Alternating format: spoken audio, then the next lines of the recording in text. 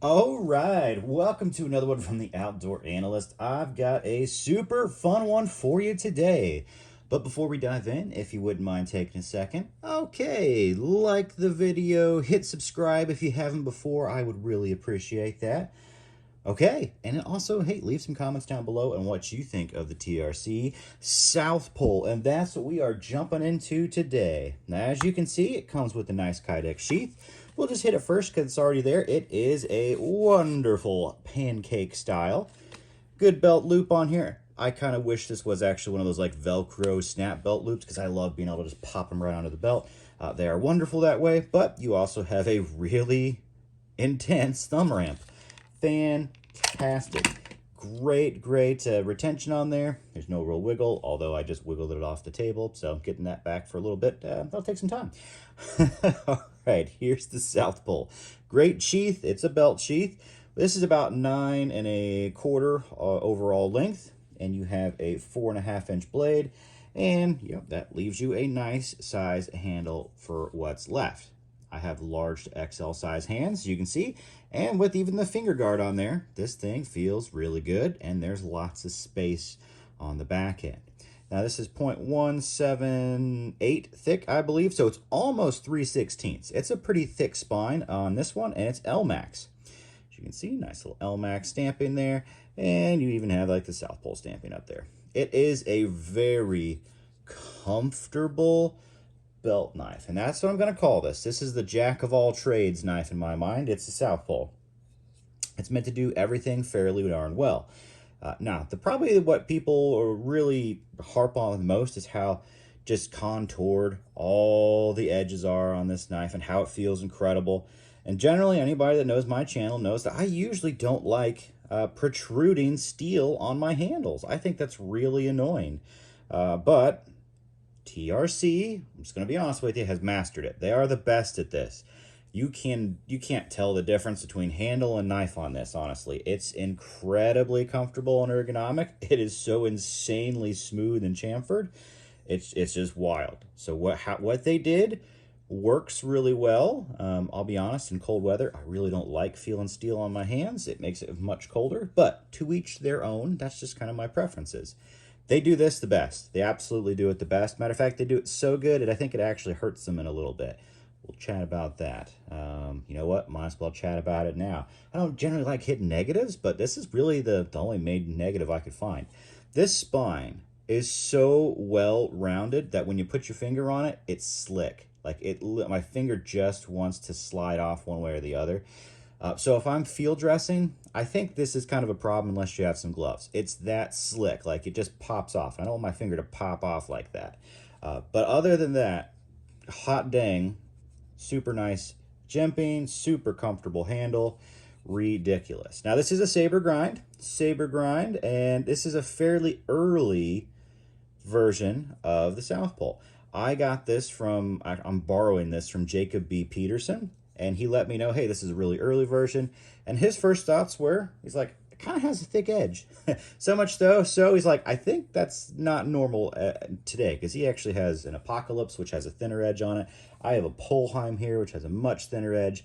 So just a heads up, I think the older versions have a little thicker edges on them for the South Pole. I'm going to guess they actually do get a little bit thinner, just seeing like in the future from other knives that they have gotten thinner. But it is a V-edge on there, and it's not bad. I have used this for slicing, for woodwork, for just utility work around the farm. It's been great. It's been fantastic, honestly. The only time I noticed that it did not perform as well as like nowadays your super thin V-edges as well when I was doing like feather sticking. For the most part, feather sticked great, but when you really start nailing down versus crazy thin edges, you can tell a difference. Like it's not as good, or when you get on really hard wood that's seasoned, it makes it a lot tougher. You kind of want that super thin slicey edge at that point. But this is nice and tough, and for LMAX, maybe that is the best choice for the steel, was to go a little thicker. But I think in reality, they thin them out a decent bit. It is LMAX, so it's stainless. It's a fairly tough stainless. I think nowadays you can definitely get better. You know, you can get Nitro V, AEBL, but it doesn't have the edge retention of Elmax. Elmax has a little more edge retention. MagnaCut, you can get this knife in MagnaCut now, although that run is very, I haven't really seen those knives. That would probably be the ideal, but if you wanted stainless. I've also seen this in Vanitas 4, so basically 4V, which is cool. Much tougher, decent edge retention. I like that quite a bit, to be honest with you. I think that's a really cool version of this knife. So, different versions out there. They're very cool. Honestly, I love this as a belt knife. It works in all different ways. I think it's a great utility knife that does roll into a camp knife. It can roll into a little bit of bushcraft if you need it to. It's not a bushcraft handle. It's a little thinner, and it's very well contoured. If you want bushcraft, you just want something that's very, very neutral and a little bit thicker. But it works. Doing feather sticks, you can get feather sticks done with this, no problem. You just don't want to do them for hours on end.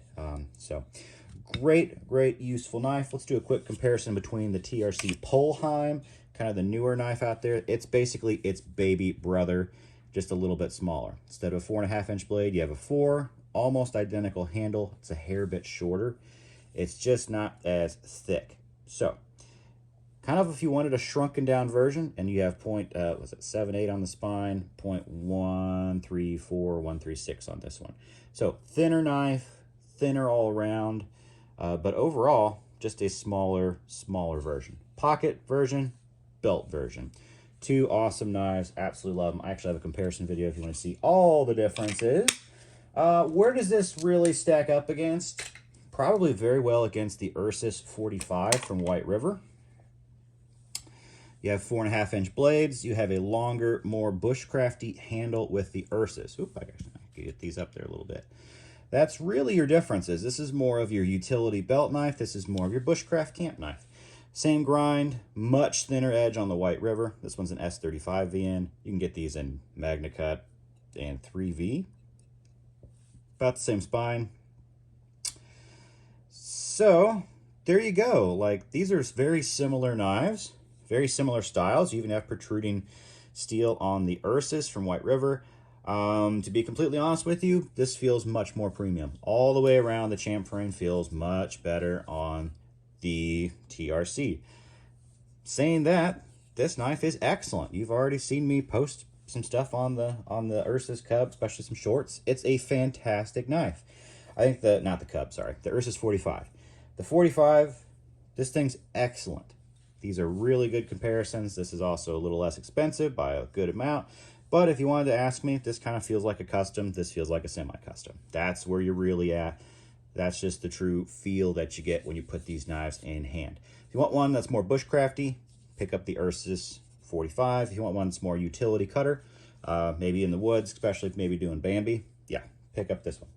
So there's some differences on there for sure. Oh, because I got this knife from Jacob, we gotta do the jackalope. This is pretty much a jack of all trades belt knife. This is Jacob's jack of all trades belt knife, the jackalope. So, little shorter blade, 4 to 4.5 inches. Obviously, much different on the handle width. That's for darn sure. You have a much smaller knife all around, much lighter knife. S35 VN, tough steels here, both good stainlesses. Different ways to go at a different job. This matches up more with that Polheim for sure. But figured I'd show it. These are awesome knives. So what do I think of this? I think this is a home run. I think if you want probably the most high-end production knife out there, I think it's actually going to be TRC. I've handled a few of these now, and they just feel elite. Their fit and finish is insane. It is on the next level. They're from Lithuania, and gotta say, Europe is bringing out some insane stuff these days. I think they probably have some of the best craftsmen, which is kind of mind-boggling. But holy cow, this is good. Now, this is the Apocalypse coating. If I had my preference, I'd go like a satin. Apocalypse coating stuff is kind of weird to me, but, whatever. If you love it, awesome. It's there, it exists. It is pretty darn cool, but I'd rather not have that on there personally. So, yeah. I don't have really much bad to say about this knife. It's an excellent slicer, even though this has a slightly thicker edge. I went out and did cardboard compared to a bunch of other knives, and it just zips right through it, so it's no issue. It does rope really well. It did bushcraft great. It wasn't the best feather sticker. A lot of that was a little slightly thicker edge, and then also just the ergonomics aren't set up for a constant bushcraft knife. This is set up for probably one of the most comfortable handshake grips. Really feels good in field dressing, except it's a little rounded up there. And then in a hammer grip, it feels great. It's just not as large as even like the Ursus 45 over there. So it's not going to be as comfortable doing the same thing over and over and over again. But is this a great knife? Absolutely. Great knife to have out in the woods, on the property, on the farm. Yeah. And matter of fact, I might even go after that that Vanitas 4 version, because I think on the farm this is an excellent belt knife, and the tougher steel lends itself to be just more of my preference there. Even though I love stainless, oh, I love a good stainless, but when you're just constantly not carrying and beating the crap out of things, a tougher steel can kind of be nice. So the South Pole is excellent. Check one out. They're very expensive. They're like between $300 and $400 depending on the style and where you get them from. They are pricey, but I would say you're basically getting a custom. It's custom quality, just with semi-custom actually done. I think they do hand do the edges, hand do the handles. In reality, it's pretty much semi-custom, but they are the best at fit and finish. Like, truly, it is magnificent. It feels amazing in hand. Oh, I'm gonna be sad to send this one back, but it's going back this weekend, so there it is. Well, I guess Monday. All right, thanks for checking this puppy out. I've had a blast with it. Jacob, thank you for allowing me to check it out. Honestly, this has been a pleasure. So I'll catch y'all on the next one.